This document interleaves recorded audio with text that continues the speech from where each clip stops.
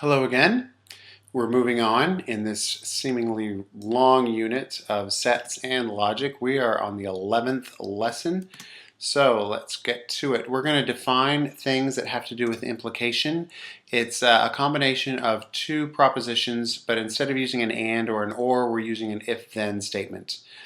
So if P implies Q, or you can say if P then Q, then you write it using that kind of hollow arrow.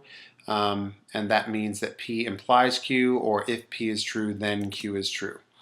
So the first part of the statement is called the antecedent, and Q, the second part, is called the consequent. All right, so let's look at what the truth table looks like. We're going to give P, it rains, and Q, I will take the bus. So those are the two propositions.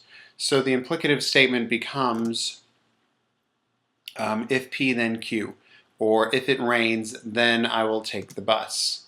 So we're going to find the truth table for this. Let's look at all the possibilities, just like we always do with every truth table. So I've got P and then Q, and then I'm kind of explaining the scenario just so you understand why we get the truth value that we do for P implies Q, or if P then Q. So if they're both true, that means if it rains, then I will take the bus. And this is actually what my original statement says, so obviously that's true. If P is true and Q is false, then my statement reads, if it rains, then I won't take the bus. Now this goes directly against what I said in my original statement, which was if it rains, then I will take the bus. So this is false. Now here's where it gets interesting, because if P is false and Q is true, then I'm saying if it doesn't rain, then I will take the bus. Well, I haven't really said what I'm going to do if it doesn't rain. I only talk about what I'm going to do if it rains. So maybe I'll take the bus, maybe I won't take the bus if it rains. I really don't know. So I have to go with true, because I really haven't said anything.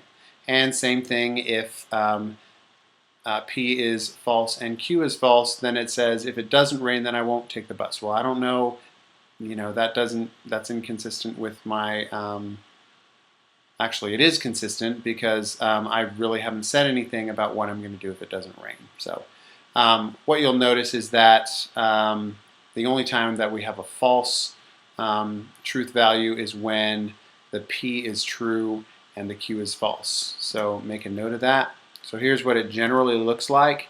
Like I said, the only time that you get a false is when P is true and Q is false. Okay. Now let's talk about equivalence. Equivalence is when you have two propositions that make, instead of just an if-then, it's an if-then that goes both ways. So instead of just if P then Q, or if Q then P, it's actually both, and we call that an if and only if statement. So we write P if and only if Q, and it's written using a double-headed arrow like that between P and Q to show that the implication goes in both directions. So here's what the truth table looks like. It's the same as for P implies Q and Q implies P, because that's basically what we're saying. So there's the first, there's the header, and if P is true and Q is true, then obviously everything's true.